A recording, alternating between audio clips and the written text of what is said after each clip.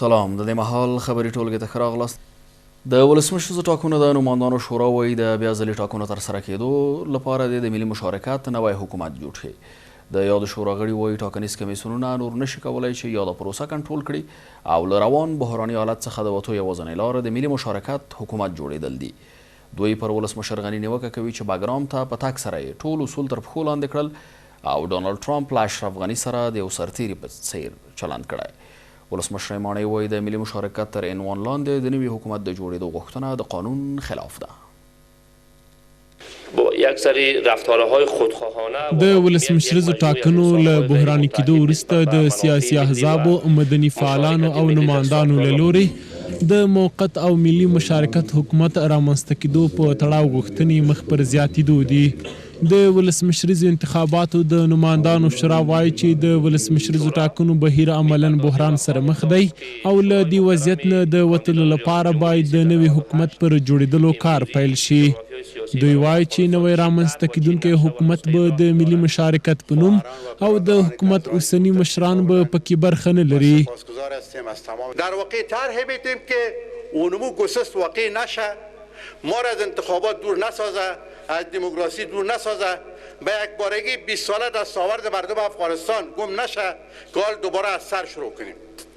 به اون نسبت طرحی که ما پیشنهاد کردیم به نام ایجاد حکومت مشارکت ملی انتخابات محور.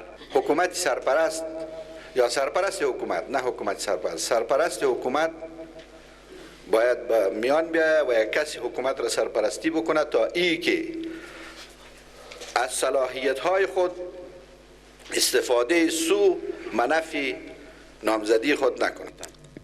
د ولسمشریزو ټاکنو نمایندانو د ملي مشارکت حکومت رامنځته کولو لپاره یوه طرحه جوړه کړې چې له مخې به یې ټولو نمایندانو، سیاسي احزابو او پخوانیو چارواکو ته په یاد حکومت کې ځای ورکړل شي.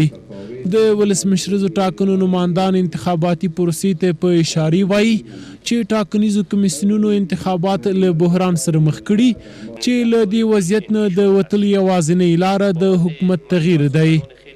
امروز ما در یک بحران قرار داریم و این بحران انتخاباتی سبب شده که مردم افغانستان از هر نقطه نظر، از نقطه نظر امنیت، از نقطه نظر اقتصاد، از نقطه نظر مسائل اجتماعی و از نقطه نظر ازی که اقوام در مقابل همدیگر قرار گرفتن، مذاهب در مقابل همدیگر قرار گرفتن، در این یک حالت ما را اینا قرار دادن. کسایی که در تیم آقای غنی است و کسایی که در تیم آقای عبدالله است در این حکومت مشارکت ملی شما جا ندارین به هیچ قیمته، چون آنقدر جفا و ظلم کردین که آخرین به حساب به همو امیدهای مردم هم میخواین دفن بکنن.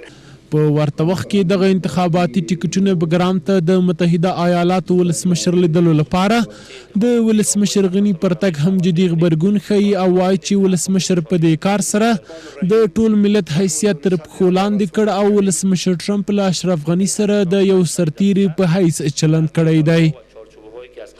رئیس جمهور امریکا آمد پیش سربازایش به یک روزی بسیار مشهوری که اونا یک روز شکرگزاری داره، این بیچاره چقدر بیچاره رفته اونجا. اینا خودش افغانستان غرورش زیر سوال برده و افغانستان به یک بیچارگی تبدیل کرده، هویت افغانستان زیر سوال برده. د ملي مشارکت په نوم د نوي حکومت د جوړېدو غوښتنې داسې مهال مطرح کیږي چې تر دې یوه ورځ مخکې د حزب اسلامي مشر ګلبدین حکمتیار هم غوښتنه وکړه چې انتخابات د بحران لوري ته تللي او د بیا ځلې ټاکنو ترسره کېدو لپاره باید موقت حکومت رامنځته شي. ځانګړو ځواکونو د ننګرهار ولایت په اچین ولسوالۍ کې د یوې کورنۍ 2 غړي وژلي دي. د اچین ولسوالۍ اوسیدونکي چې د دې پیښې په غبرګون کې پلاریون راوتلي ول وایي دغو ځواکونو تېره شپه اچین ولسوالۍ کې شپني عملیات کړي چې د یوې کورنۍ 2 غړي پلار او زوی وژلي او 2 نور کسان یې له ځانه سره بیولي دي. د اچین اوسیدونکي وایي وژل شوي کسان بېګناه دي او حکومت باید د دې پیښې عاملین ونیسي. تېره شپه د ننګرهار په اچین ولسوالۍ کې د امنیتي ځواکونو په عملیاتو کې د یوه کور 2 تنه چې پلار او زوی دي وژل شوي او 2 تنه نور امنیتي ځواکونو له ځان سره بوولي.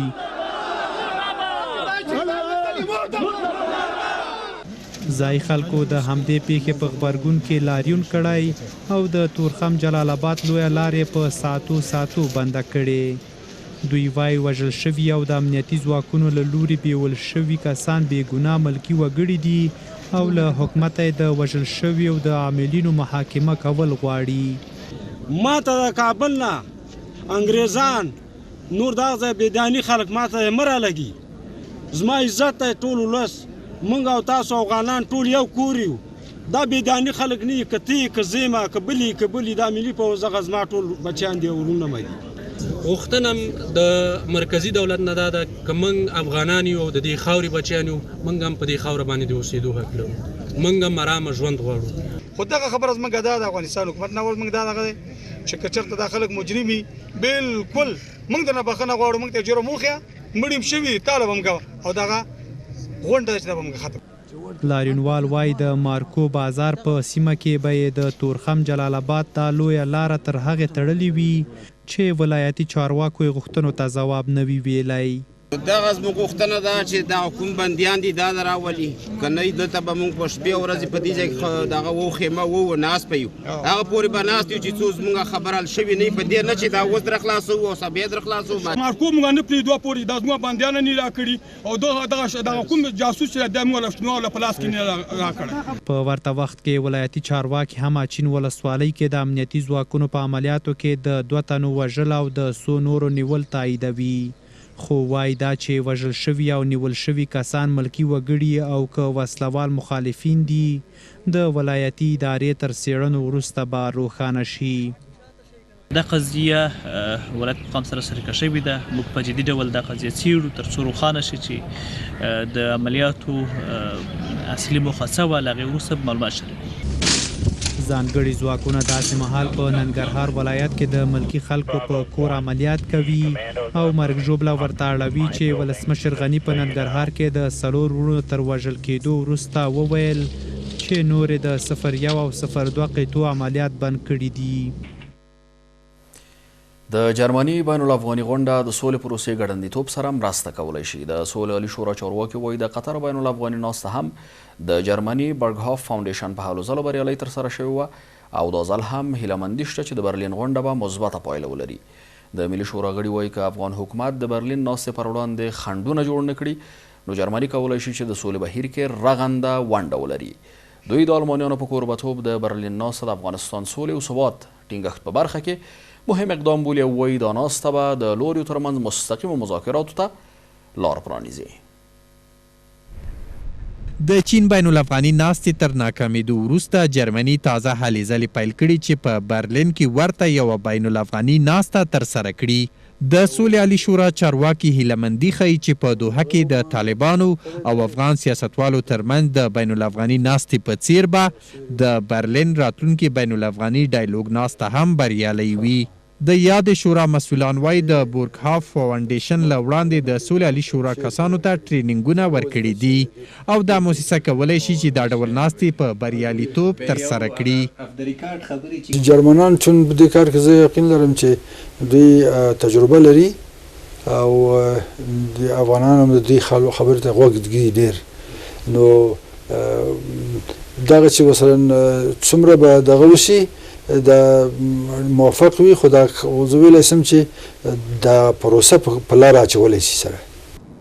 د بیجینګ بین الافغاني ناستې ناکامېدو له امله افغان حکومت له نیوکو سره مخ دی چې د سولې بهیر پر وړاندې خنډونه راپورته کوي. د ولسي جرګې ځینې غړي وایي که حکومت د برلین ناسته تخریب نه کړي نو یاد هیواد کولی شي چې د افغان سولې بهیر کې مثبت رول ولوبوي. که حکومت خراب نه کړل نور فکر نه کوم چې څوک په دې مخالفت وکړي، نه به طالبان وکړي او نه به د افغانستان سیاسیون وکړي او نه به د افغانستان خلک وکړي، ځکه چې جرمني یو ښه هیواد دی او د صلح هیواد دی او هر وخت د افغانستان د خلکو سره په خوا کې هم کومکونه کړي. په ورته مهال د ملي شورا غړي وایي د آلمان په کوربتوب دغه ناسته کولی شي چې د افغانستان د سولې او ثبات ټینګښت سره مرسته وکړي او دا به د سولې مستقیمو مذاکراتو ته لار هواره کړي. ما در این باره مطمئن هستیم که آلمان در افغانستان ثبات و صلح و آرامی و پیشرفت میخواهد. اگر برای جلسات و مذاکرات صلح یا تمهیدات صلح اگر جلسه را آلمان میزبانی بکنه به نظر ما یک اقدام مثبت خواهد بود. ویل کېږي چې د برلین بین الافغاني ډایلوګ ناسته به تر راتلونکو 2 اونیو ترسره شي او په پام کې ده چې د افغانستان لپاره د جرمني ځانګړی استازی له حکومت او افغان سیاستوالو سره کابل ته د سلا مشورو لپاره راشي. بلخوا ولسي جرګه پر ولسمشر د اساسي قانون د 9 مادې د عملي کېدو غوښتنه کوي. د ولسي جرګې غړي وایي ولسمشر د اپراتیفي پیسو تر نامه لاندې په غیر قانوني ډول یو نویم کود څخه سلګونه میلیونه افغانۍ ایستلي چې ملي خیانت بلل کېږي او د اساسي قانون د 9 مادې پر اساس نوموړی ولسي جرګې ته پر وضاحت ورکولو مکلف دی. ولسي جرګې د دوشنبې په ورځ د مالیې وزارت او تفتیش ادارې مسؤلان د تیر کال قطعیې په تړاو د ځواب ویلو لپاره ورغوښتي ول، خو د یادو ادارو معاونین ورغلي ول چې د جرګې لخوا له ځواب اخیستلو پرته رخصت شول. د حکومت له لوري له یو نویم کود څخه د میلیونونو افغانیو انتقال او په دې برخه کې د شفافیت نشتوالي د پیسو د لګښت په اړه تازه پوښتنې راپورته کړې دي. د ولسي جرګې د دوشنبې ورځې عمومي ناسته د تیر کال پر قطعیې بحث ته ځانګړې شوې وه، خو د بحث مهمه برخه له یو نویم کود څخه د پیسو د انتقال پر څرنګوالي او د پیسو پر لګښت راڅرخېده. د جرګې غړي وایي له دې کود څخه په غیر قانوني ډول میلیونونه افغانۍ انتقال شوي او له همدې امله ولسمشر غني مکلف دی چې د اساسي قانون د 9 ماده پر اساس ملت ته وضاحت ورکړي. ماده 69 قانون اساسی هم مطرح شده. ماده 69 قانون اساسی حق شما وکیل صاحباست، حق پارلمان است، حق شما نمایندای ملت در خانه ملت به این است که قانون اساسی به شما صلاحیت داده. یک راه وجود داره، وزیر وجود نداره نمیآید. کسی که تخلف کرده به امر از او فقط و فقط ماده 69 قانون اساسی و جرأت میخواهد با امر هر کسی که است در گاو صندوق دزدی حکومت انتقال پیدا کرده، در گاو صندوق دزدی به نام کد 91. ماده 69 قانون اساسی مشخص میکنه که ما و شما رئیس جمهور را در 3 حالت میتونیم ولسی جرگه ماده 69 را به اجرا بگذاره و او ارتکاب جرایم جنگی و جنایت و خیانت ملی است. ولسي جرګې د تیر کال قطعیې په تړاو د وضاحت لپاره د مالیې او تفتیش ملي ادارې مسؤلان استجواب کړي وو، خو هغوی یوازې خپل مرستیالان ورستولي وو چې د جرګې له لوري رد شول. ولسي جرګې پریکړه وکړه چې پر دې موضوع به د بحث لپاره بله ناسته رابولي. پیش ملت و مردم ما مسئول هستیم. ما نباید بترسیم که کی آزرده می شود کی خوش می شود. وقتی بودجه عملی نمی شود ایرا ضرر 36 قوم می بیند. سقف بودجه را کمیسیون تقنین 80 گفته، جلسه مشترک هم او را تایید کرده. یعنی هر کس از 80% مصرفش کمتره وزیر استیزا وکیل صاحبایی که با یک جلسه با توقیق یک جلسه دیگه کارتای خود بلند کنن و موقعی محترم مشخص شود. به استثنای 6 کارت صبح به تصویب رسید. ولسي جرګه داسې مهال پر ولسمشر غني د اساسي قانون د 9 ماده عملي کېدل غواړي چې له دې وړاندې وکیلانو ویلي و چې له نورو کودونو څخه یو نویم کود ته بې حسابه پیسې ورغلي او حکومت له یاد کود څخه ډېرې پیسې په انتخاباتي کمپاینونو لګولې دي. کابل د ناسم هوا د درلودو له امله د نړۍ په کچه تر ټولو ککړ ښار اعلان شو. د ایروویژوال د شمیرو له مخې کابل ښار وروستیو ورځو کې د خرابې او ککړې هوا له امله د نړۍ په کچه تر ټولو ککړ ښار اعلان شوی او له کابل ښاریانو غوښتنه شوې چې له ماسک او د هوا د تصفیې له دستګاو څخه استفاده وکړي. دغه اداره وایي تر کابل وروسته د هند ډهلي او ممبای، د پاکستان لاهور، د بنګلادیش ډاکا او یو شمېر نور ښارونه د ککړو ښارونو په توګه په دې نوملړ کې راغلي دي. د کابل ښار اوسیدونکي وایي د ژمي پر رسېدو او سکرو او نورو ناوړه توکو د سوځېدو له امله هوا ککړه شوې او حکومت ورته هیڅ پاملرنه نه ده کړې. کابل کې د ژمي پر رسیدو او د خلکو له لوري له زغالسنګ او نورو ناسمو سونتوکو استفادې دغه ښار د نړۍ تر ټولو د ککړو ښارونو په سر کې راوستی دی. د ایر ویژل ویب پاڼې د څېړنیز راپور پر اساس د کابل ښار په تیرو څو ورځو کې د نړۍ په کچه تر ټولو ککړو ښارونو په سر کې راغلی او کابل ښار د هوا ککړوالي له امله 280 درجې اخیستي چې درجه بندۍ له مخې د نړۍ تر ټولو ناپاک ښار ګڼل کیږي. کابل ښار د 280 درجو په لرلو سره د نړۍ تر ټولو ککړ ښار پیژندل شوی دی.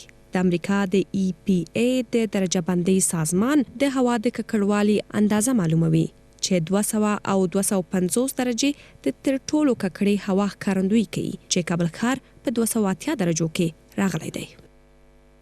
د هوا د وړاندوینې دغه ویب پاڼې د کابل ښاریانو غوښتي چې له کوره بهر ته د وتلو پر مهال له ماسک او د هوا د تصفیې له وسایلو استفاده وکړي. د کابل ښار اوسیدونکي هم وایي چې د کابل هوا د ژمي پر رسیدو او د ښاریانو لخوا د زغال او نورو ناسمو توکو د استفادې له امله تر بل هر وخت ککړه شوې، خو حکومت د هوا د پاکوالي لپاره هیڅ اقدام نه دی کړی. حکومت توانایی ظرفیت مدیریت و کارکرد و ارائه راهکار درست در این قسمت نداره. پلان 5 ساله کاهش آلودگی هوای شهر کابل و تمام افغانستان هم که ساخته شده متاسفانه یک پلان جامع نیست. هوای کابل و خصوص هوای شهر کابل مخصوصا در فصل زمستان بسیار آلوده میشه. افغانستان در درجه اول قرار گرفتن از آلودگی هوا، یعنی ما آنقدر بی‌توجه به محیط خود هستیم که نمیفهمیم چی کار میکنیم، یعنی داریم زهر تزریق شهروندان کابل میکنیم. کابل ښار داسې مهال د نړۍ د تر ټولو ککړو هوا لرونکي هیوادونو په سر کې راځي چې د چاپیریال ساتنې برخې شنونکي خبرداری ورکوي چې د کابل د هوا وضعیت ډیر د اندېښنې وړ دی او حکومت باید د هوا له ککړتیا د مخنیوي لپاره لازم اقدامات ترسره کړي. د یادونې ده چې د دې څېړنې پر اساس تر کابل وروسته د هند دهلی او ممبئی، د پاکستان لاهور، د بنگلادیش ډاکا او یو شمیر نور ښارونه په دې فهرست کې راغلي دي. کابل ښار کې د افغان ځواکونو پر یو موټر برید شوی چې له امله یې 2 کسان وژل شوي او 3 نور ټپیان دي. کورنۍ چارو وزارت وایي دغه پیښه د کابل ښار نه هم امنیتي او زیاړوند څرخه پله په سیمه کې رامنځته شوې ده. چارواکي وایي برید کوونکو پر موټر ډزې کړي او له سیمې تښتېدلي دي. د دې برید مسؤلیت تر دا مهاله چا پر غاړه نه دی اخیستی.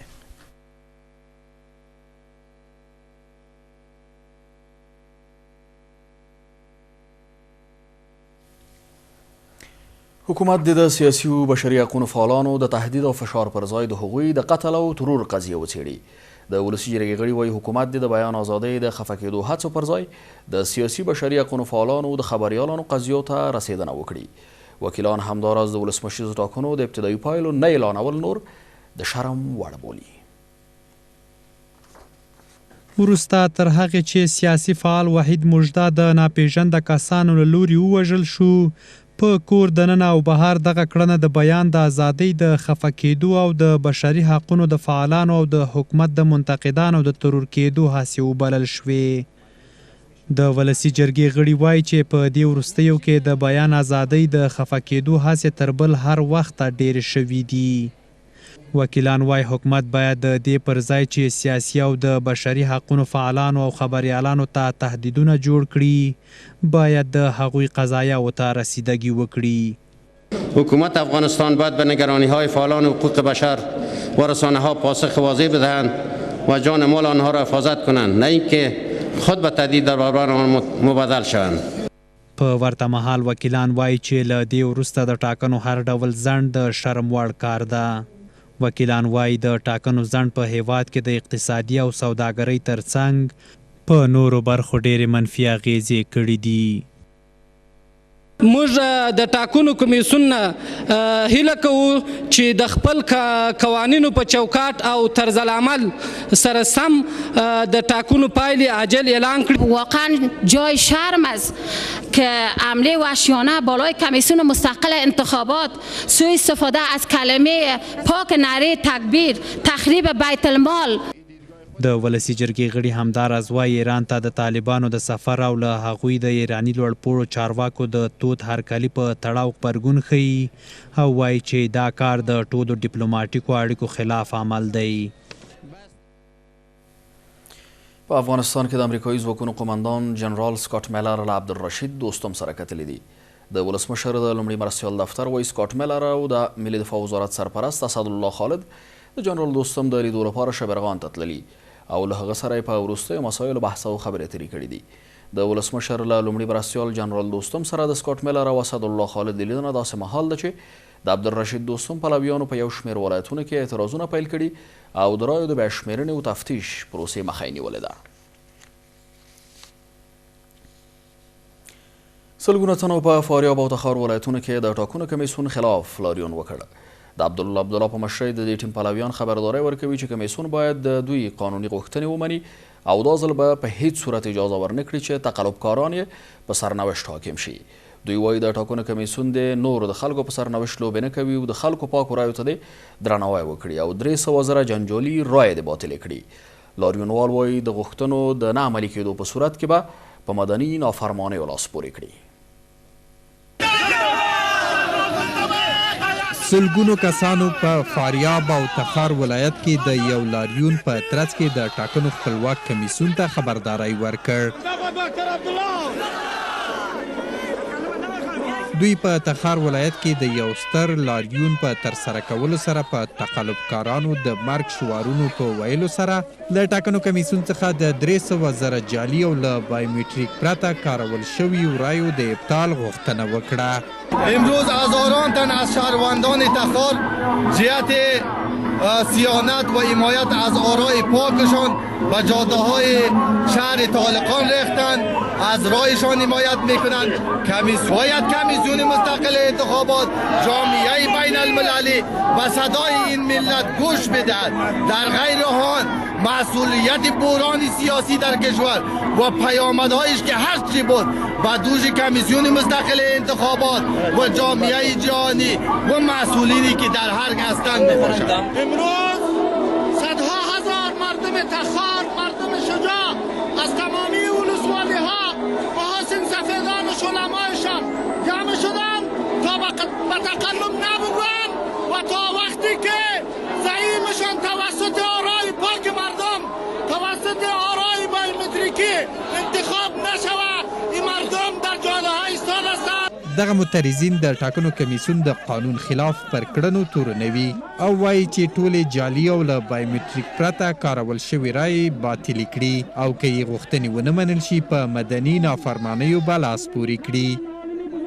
و ما خواهان جداسازی آرای پاک و آرای تقلبی از غیر قانونی و غیر قانونی هستیم که آرای سیاه و سفید جدا شود و با خواست ملت افغانستان، خصوصا مردم تخار از همه مسئولینی بلند پایه و کسانی که در رأس حکومت است در غیر از اون این اعتراضات و نمایشات مردمی ما انشالله ادامه دارد تا اینکه عدالت به جای خود قرار بگیره و تا تحقق بخشیدن عدالت مردم به جاده ها میریزند تا که حق قانونی و مشروعشان بگیرند. که دموکراسی میگیم باید حق مردم به حق سپرده شود.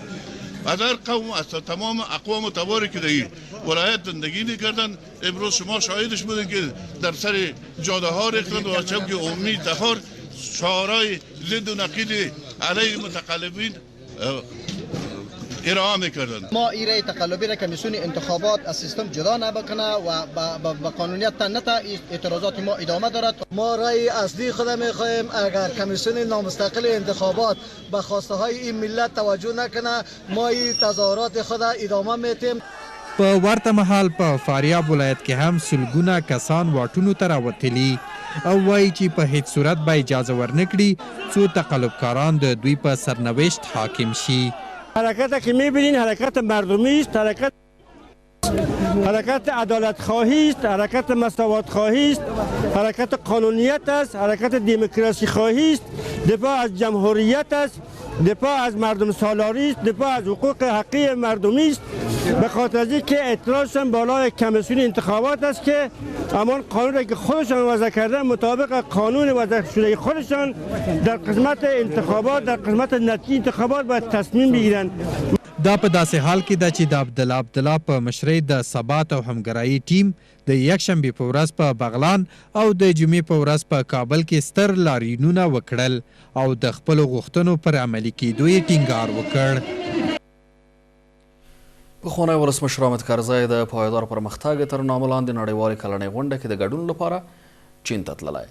حامد کرزی په دې غونډه کې پر ګډون سربیره غونډې ته وینا هم کړې او په سیمه کې د ثبات د رامنځته کېدو لپاره د سیمه ییز اجماع غوښتنه کړې. دا غونډه چې د چین په ګوانجو ښار کې جوړه شوې او د نړۍ د 50 هیوادونو مشرانو پکې برخه اخیستې، د چین د مرستیال ولسمشر په وینا پرانیستل شوه. بهرني خبرونه به تر لږ ځنډ وروسته وړاندې شي.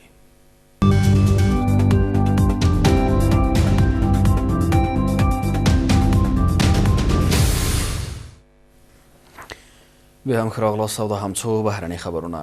چین هانګ کانګ ټاپو ته د امریکا د پوځیانو په ورتګ بندیز ولګاوه. د چین بهرنی چارو وزارت ویلي چې د امریکا پوځي بیړۍ او الوتکې تر دې وروسته هانګ کانګ ته د تګ اجازه نه لري. بیجینګ دغه راز د امریکا متحده ایالاتونو په څو غیر دولتي مؤسسو هم له دې کبله بندیزونه اعلان کړي چې ګواکې هانګ کانګ یې دولت ضد لاریونوال، تاوتریخوالو او نورو جرمي فعالیتونو ته هڅول.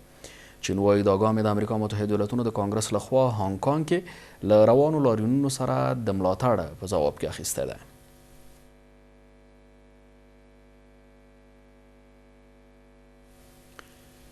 له دې سره سم د دې مهال خبري ټولګه هم په همدې ځای پای ته رسیږي. له ملتیا مننه کوم.